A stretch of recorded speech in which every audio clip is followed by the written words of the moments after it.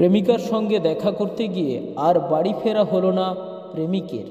দক্ষিণ চব্বিশ পরগনা জেলার হারু পয়েন্ট কোস্টাল থানা এলাকায় এক নাবালক যুবক আনুমানিক ১.৫ বছর ধরে পার্শ্ববর্তী গ্রামের এক নাবালিকা মেয়ের সঙ্গে প্রেমে আবদ্ধ হয়।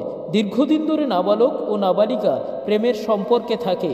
অবশেষে গত শনিবার অর্থাৎ 22/2/2025 তারিখে ওই নাবালিকা মেয়েটি তার নাবালক প্রেমিককে ফোন করে ডাকে। সেই মতো নাবালক ছেলেটি তার প্রেমিক নাবালিকার সঙ্গে দেখা করতে যায়। কল আসতে ছেলেটা উঠে চলে যাওয়ার পরে ফের ওই দিনকে আর খোঁজাখুঁজি হয়নি। শনিবার রাত থেকে আর খোঁজাখুঁজি হয়নি। রবিবার সকাল থেকে খোঁজাখুঁজি হচ্ছে আত্মীয় স্বজনদের কাছে, ফোন করা হয়েছে, খোঁজাখুঁজি করে পাওয়া যায়নি। তারপরে শুনলাম মেয়েটা কল করে ডেকেছিল। ঠিক আছে, কল করে ডাকার পরে 12:30টার সময় না আঘাত ওখান থেকে মেয়েটাকে কিছু থানায় তোলার পরে জিজ্ঞাসাবাদি করেছে। বলছে আমার সঙ্গে 12:30টার সময় যোগাযোগ হয়েছে, আধা ঘন্টা হোক 1 ঘন্টা হোক ছিল। তারপরে 10 মিনিট বাদে কল করছি আর ফোনে সুইচ বন্ধ, আর লাগেনি। পরিবার এই ভালোবাসা বা সম্পর্কটা 1.5 বছর 2 বছর হচ্ছে। তবে মেয়ের বাড়ি থেকে একবার থ্রেট দিয়েছিল যে এইবারে যদি আমরা ধরতে পারি হাত পা ভেঙে দেবো। তা সেই সমস্যা হয়তো মেয়েটা ডেকে আর ভাইবো আসছে না, কি মেয়েটা হয়তো অনেক কিছু করতেও পারে। তো এখন আর পাচ্ছেন না? না, এখন ভাইবোর নাম কি রয়েছে? ফিজাউদ্দিন বলদিয়া। বাড়ি কোথায়? 10 নম্বর বৈরাগীর ছক।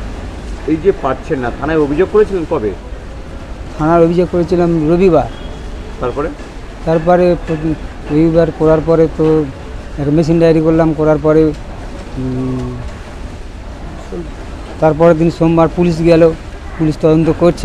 আচার লস্কর এবং ইউনিস লস্কর নামে 2 জন অভিযুক্তকে হারু পয়েন্ট কোস্টাল থানা গ্রেপ্তার করে কাকদ্বীপ আদালতে নিয়ে এসছে।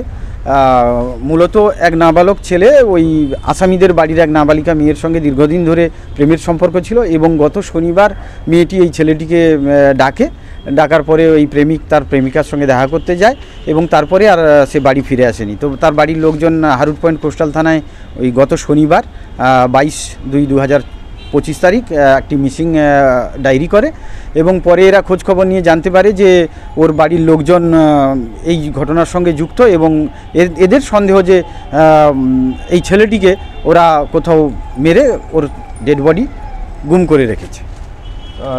ওই যে 2 অভিযুক্তের বিরুদ্ধে কী ধারায় মামলা রুজু করা হয়েছে?